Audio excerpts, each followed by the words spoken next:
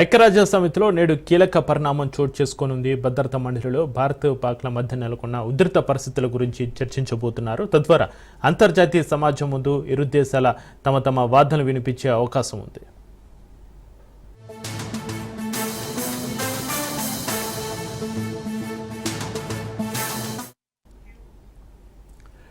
పహల్గామ్ పట్టణంలోని బైసరన్ లోయలో 26 మంది పర్యాటకుల్ని ఉగ్రవాదులు బలిగొన్నారు. ఇది పాకు పనేనని నిర్ధారించుకున్న భారత్ అన్ని రకాల ఆంక్షలతో ఉక్కిరిబిక్కిరి చేస్తుంది. ఈ క్రమంలో పాకు కూడా కౌంటర్ ఆంక్షలు విధిస్తుంది. మరీ ముఖ్యంగా భారత్ సింధు జలాలను నిలిపివేయడాన్ని యుద్ధంగానే పాక్ భావిస్తుంది. ఈ క్రమంలో పరిణామాలపై పాక్ విదేశాంగ ప్రతినిధి ఒకరు స్పందించారు. భారత్ దుక్కుడిగా వివరిస్తూ తమను ఇబ్బంది పెడుతుందని, రెచ్చగొట్టే ప్రకటనలు చేస్తుందని అన్నారు.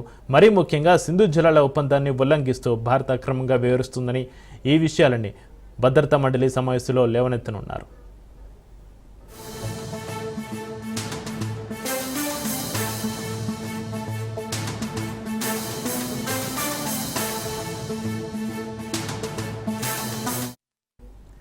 ఇక మరోవైపు భద్రతా మండలి పహల్గామ్ దాడిని ఖండించింది. ఈ క్రమంలో ఇవాళ మండలి ప్రతినిధులు ఇరు దేశాల మధ్య నెలకొన్న ఉధృత పరిస్థితులపై స్పందించనున్నారు. అటు భారత్ కూడా దయాదికి చుక్కలు చూపిస్తుంది. తీవ్రవాదం ఏ రూపంలో ఉన్నా వదిలే ప్రసక్తే లేదన్నారు. ఉగ్రవాదాన్ని రూపుమాపుతామని స్పష్టం చేస్తున్నారు. పహల్గామ్ దాడికి ప్రతీకారం తీర్చుకుంటామని తేల్చి చెబుతోంది.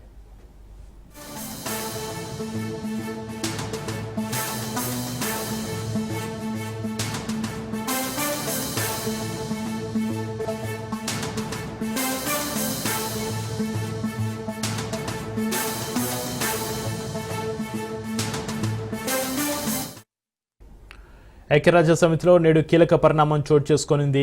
భద్రతా మండలిలో భారత్ పాక్ల మధ్య నెలకొన్న ఉధృత పరిస్థితుల గురించి చర్చించబోతున్నారు. తద్వారా అంతర్జాతీయ సమాజం ముందు ఇరు దేశాలు తమ వాదనలు వినిపించే అవకాశం దక్కింది.